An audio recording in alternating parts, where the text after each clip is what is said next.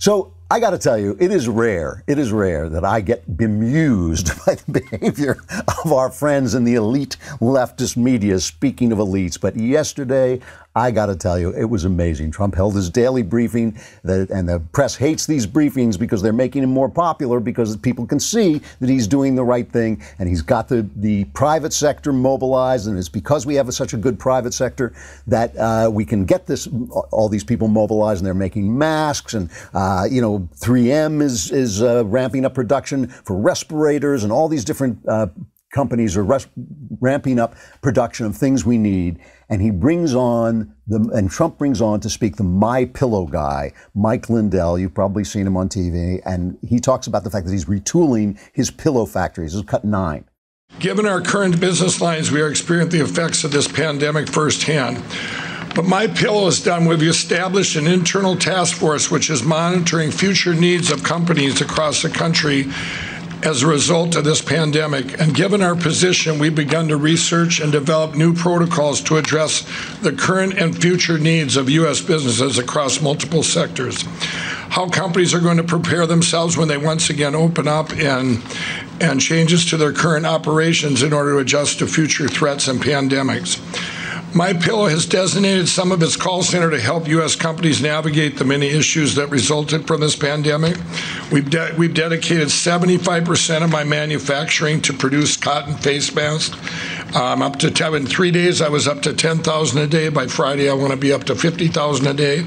75% of his factories producing face masks, which we need, which they now know. Before they said they don't help. Now they know they do help. And then MyPillow guy went off and said this. Thank you, Mr. President, for your call to action, which has empowered companies like MyPillow to help our nation win this invisible war. Now I wrote something off the cuff, if I can read this. Okay. God gave us grace on November 8, 2016, to change the course we were on. God had been taken out of our schools and lives. A nation had turned its back on God. And I encourage you to use this time at home to get back in the Word, read our Bibles, and spend time with our families. Our president gave us so much hope where just a few short months ago, we had the best economy, the lowest unemployment, and wages going up. It was amazing. With our great president, vice president, and this administration, and all the great people in this country praying daily, we will get through this and get back to a place that's stronger and safer than ever. Oh, my Lord, the left went nuts. You got the free market, you got praising Trump, and you got praising God. That tore it all over the place. Joy Reid, oh, my Tiger King binge was interrupted by his text saying the CEO of MyPillow is now part of the presidential briefings. Please tell me this is a prank. The Palmer Report, American hospitals have refrigerator trucks full of dead bodies parked around back. But sure, let's hear from the MyPillow guy. I just love the rage, the choking on the acid of hatred, and all this stuff.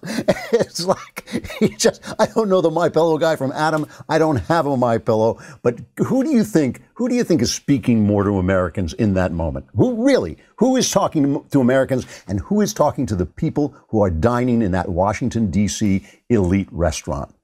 You guess. All right, let us talk though about the actual things that are going on in the world. I just find it amazing. There's some things that just really make your mind spin around, even though you've seen them a million times. Yesterday, the other thing that people went nuts about yesterday were Fauci's new estimates of how many people may die. And I played the clip yesterday, so I won't play it again. But it was Fauci. I explained this I'm learning about this. I'm learning about computer models, right? And you put in a computer model. On Monday, there's one disease. And on Tuesday, there's two diseases. And the computer model says, oh, the disease is doubling. So within, 20 days, it's going to be a gazillion people, right? That's what the computer model does. And then it sees, oh, now it's 15 days later, and that didn't happen. So you put in some more data, and you put in some assumptions, and they're all human assumptions. They're not, computers don't make assumptions. Only humans make assumptions. So they're putting in assumptions, and and the thing gets closer to what's happening now. Computer models don't predict the future. They predict yesterday, okay?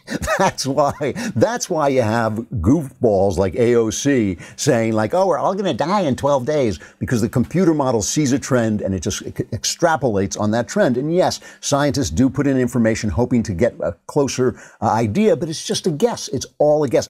Everything is tickety-boo, including the massive growth of the Daily Wire YouTube channel. Be sure to hit the subscribe button and catch all our future videos right here on YouTube.